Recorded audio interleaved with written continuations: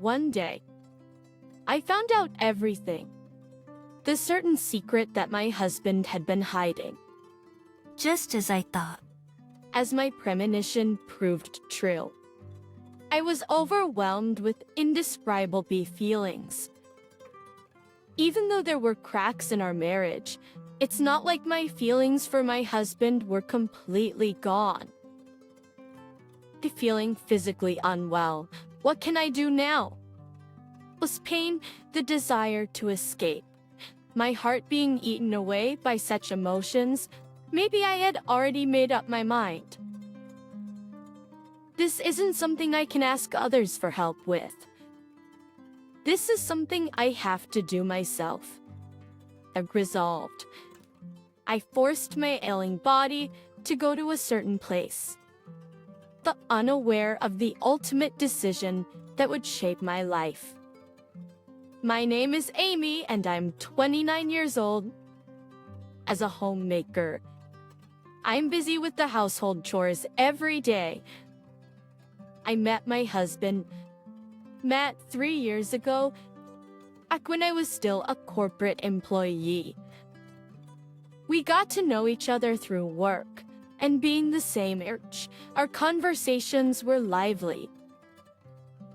We started seeing each other regularly, and after about 1.5 years of dating, we got married. For his suggestion, I became a homemaker after we got married. I wasn't particularly career-driven, so I agreed to become a homemaker. Thus, we started our married life in a house my father built in my name. But at the time, I had no idea. I never imagined that this marriage would lead to such an outcome. The first 6 months were truly happy. I was dedicated to keeping the house clean for my beloved husband, working hard on the household chores every day. However, at some point, I started feeling uneasy about my husband. At first, it was really trivial. As my husband, who rarely had to work overtime, didn't come home until after 9 p.m. without any contact. Usually, he would send a message saying I'll be late today on days with overtime, but on this day, there was no contact at all. I sent several messages and called him, but there was no response. Nervously waiting in the living room, it was past 11 p.m. when my husband finally came home. I hurriedly stood up and headed towards the entrance. When I called out Matt, he visibly flinched. Emma, you're still awake. Nat, I didn't hear anything from you. I was worried, you know. What were you doing? What do you mean? As isn't obvious? Overtime. Stay for time. Until this time? Without any contact? Yeah, today was particularly busy. I think there'll be more days like this from now on. Pushing past me, he said, I'm tired. I'm going to take a bath and sleep, and went off to the bathroom. His nonchalant attitude made me feel foolish for worrying so much. What's with that attitude, though? Does he have any idea how worried I was?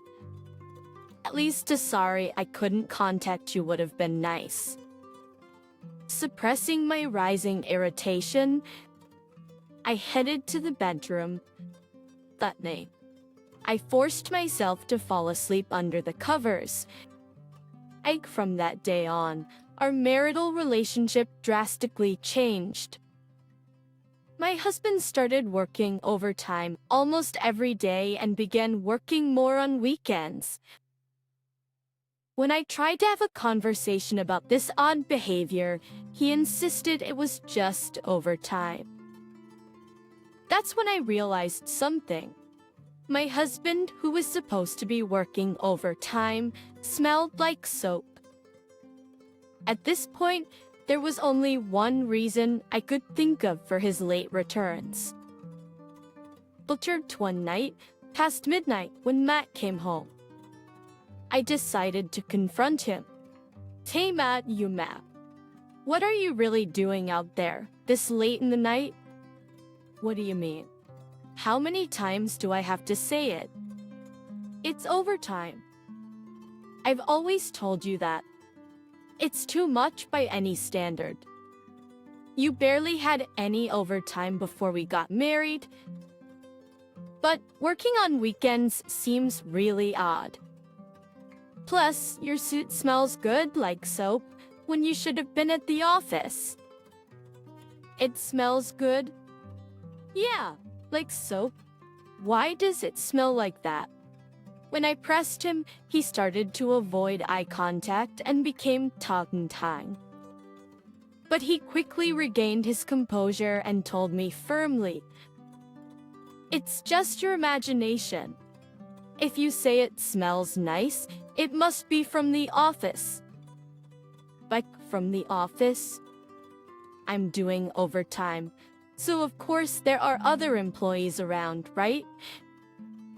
For being in the same space as female colleagues, it's not strange if their perfume rubs off on me. Perfume, huh? Normally it wouldn't stick to you unless you're quite close, right?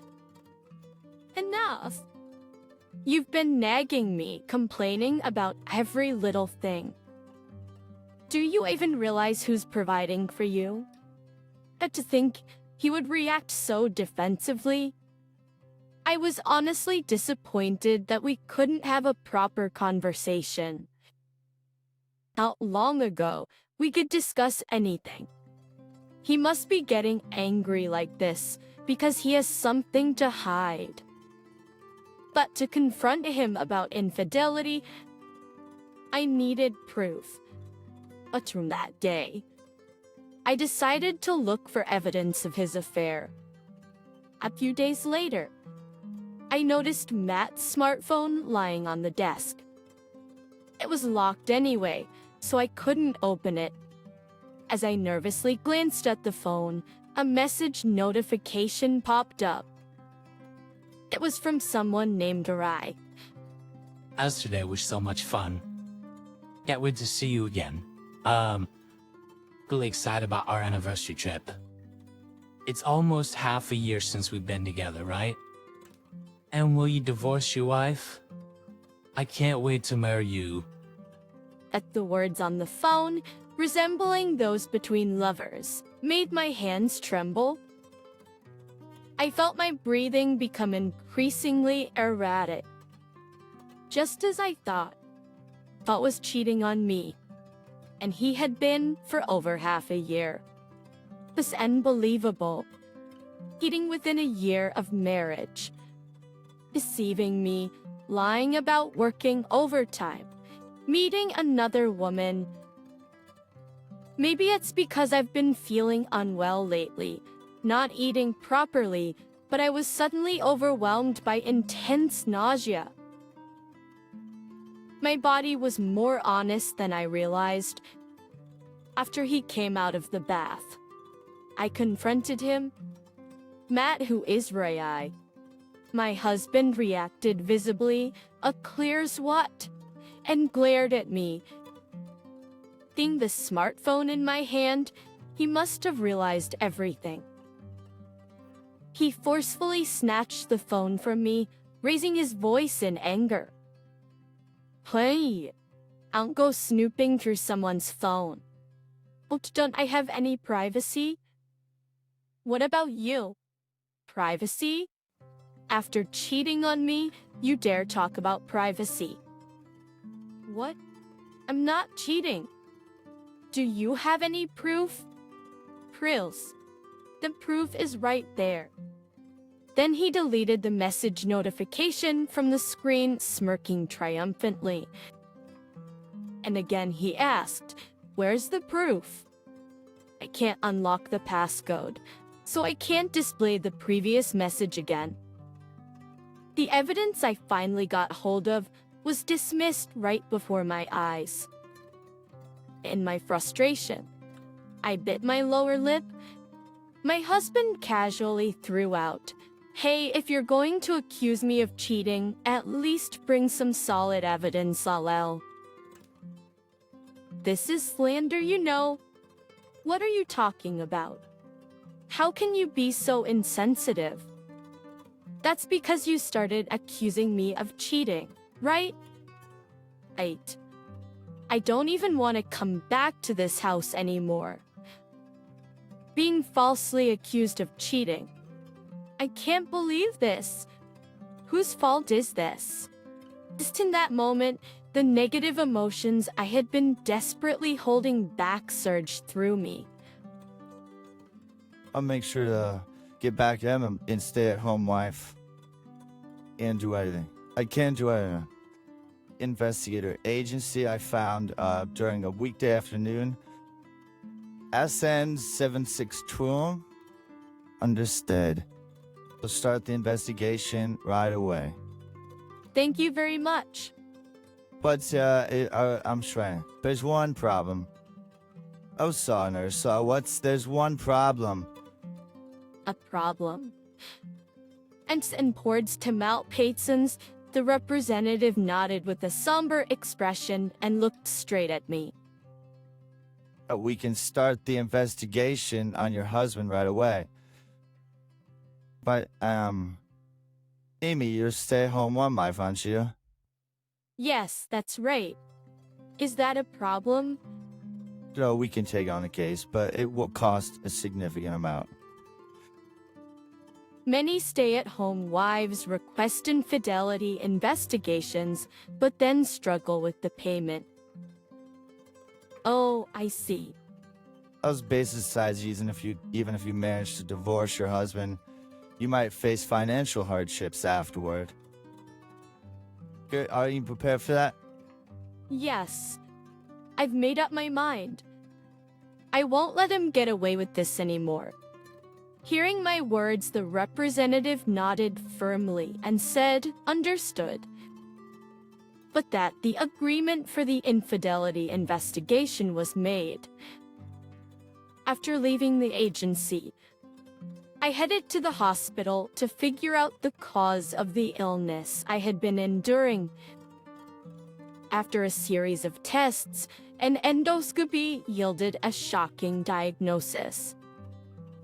Amy, you have a gastric ulcer, and it's bleeding. Why did you ignore it for so long? Well, bleeding. Your condition is quite severe. It's probably due to fatigue and stress, but you've endured too much. I'm sorry. You'll need to be hospitalized for about 2 weeks. Please inform your family. The unexpected diagnosis left me struggling to comprehend things. But being hospitalized meant I wouldn't have to see my husband for a while. Although it's true that he rarely comes home, it's not like we never see each other. By being hospitalized, I wouldn't have to see him for a full 2 weeks. For me, at that moment, it was the best stress reliever possible. I left the hospital during lunch break to call my husband. But he never answered the phone, no matter how many times I tried. Expectantly, I left a message and returned to the hospital. After completing the admission process, I was shown to my room. I tried calling him again at the end of the workday, but still no response. I didn't have any change of clothes with me, so I had to buy some at the hospital store. The doctor said, "I'd like to explain the condition to your family as well." But there was nothing I could do since I couldn't get in touch with Matt. I finally heard from my husband more than 10 days after I was admitted to the hospital. I'm coming to the hospital now. That was the only message I received, and it left me puzzled. Why now when I'm about to be discharged soon? I'd already told him that I got everything I needed from the hospital store, so there was no need for him to come. While waiting for my husband, I received a call from the private investigator. As expected, the investigation into his affair came back confirmed. My husband was having an affair with a temp worker from his company. They gathered enough photographic evidence which would be advantageous in the divorce proceedings. He informed the investigator of my current situation and said I would come in as soon as I'm discharged. Ending the call, a few hours later, my husband showed up in my hospital room with a smug look on his face. Long time no see, he said, and immediately started talking proudly. I have something important to tell you today. Important news? I'm saying, you won't have a home to return after your discharge. You were a after. What are you talking about? I've divorced you and changed the house's ownership. You might as well kick the bucket. He said this nonchalantly, with a smirk on his face. Saying you might as well kick the bucket is not something to joke about. If this had been a little while ago, his words would have hurt me, and I would have been in tears. But now, I no longer have any feelings for him. I smiled sweetly and told him, "You divorced me? Really? Thank you." That's Daoshin. Well, oh, thank you. Yes, thanks for taking care of the messy divorce process. Actually, I was also thinking about divorcing you. Though, why? I told you, didn't I? I still suspect you of cheating. Matt, it's impossible to live together feeling this way. So, that's it, huh? Well, if it's a mutual decision, then it's all good, right? Yes, of course. Well then, once you're discharged, you can go back to your parents' place, haha.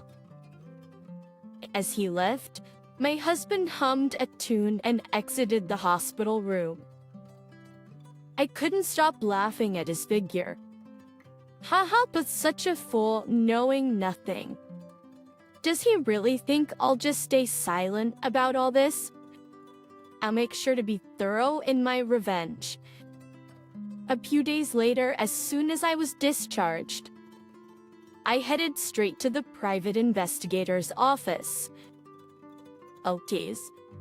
I collected the evidence of the affair and immediately went to the city hall. I requested a copy of the family register and confirmed that I was removed from it. With these documents in hand, I then went to my parents' house. My parents were utterly surprised to see me return without any prior notice. But when I exposed my husband's misdeeds, my father, his face turning bright red, said, "Cheating. Sir, unforgivable. And I had that house built for you. Amy's." "I know, Dad. I've looked into it too, whether it's even possible to change the ownership without permission like that. How on earth did he... If the owner is absent, a power of attorney is needed for registration. But I think Matt must have written that himself." a power of attorney? Of course, I've looked into that as well. But with this evidence in hand, I went to a law firm. After I explained the situation, they immediately began the procedures for a claim for damages.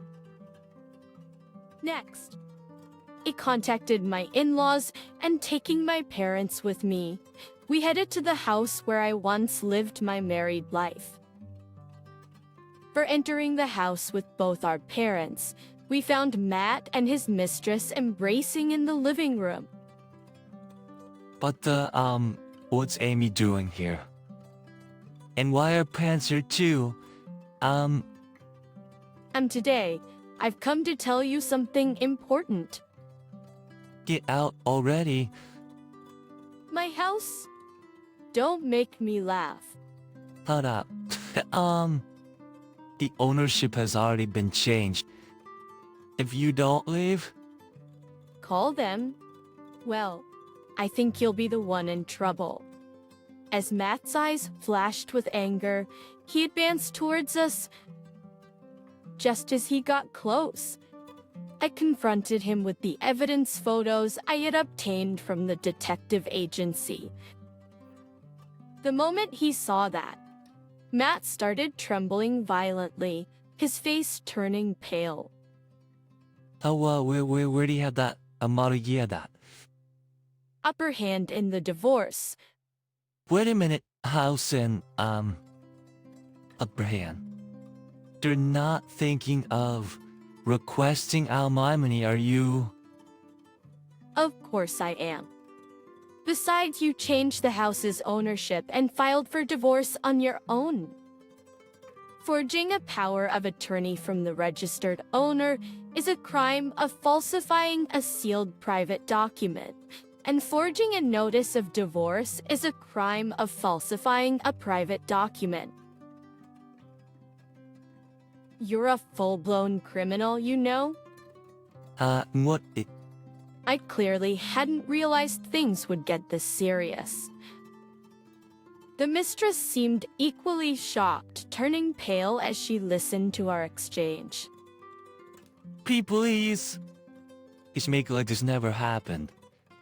Just let alone an apology. My ex-husband's first words were little more than a plea. To his pathetic pleas, I firmly retorted, And make it like it never happened? "Do you really think what you've done is forgivable? Eating and even committing crimes. There's no way I'd forgive such scum." Amy, please. I'm begging. How does that help me? Amy, I'm begging. Help please me. I'm begging, help me. Shut up! Because of you, I nearly broke down physically. And yet you betrayed not just me, but both our parents. Scum like you should just go to hell. All around in the depths with that woman over there.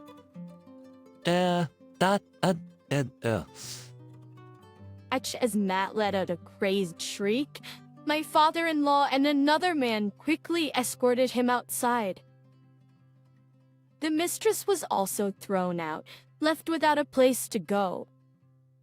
Afterwards, I filed for lump sum alimony through my lawyer. The mistress, her workplace affair exposed, was fired and ended up in debt to pay the alimony.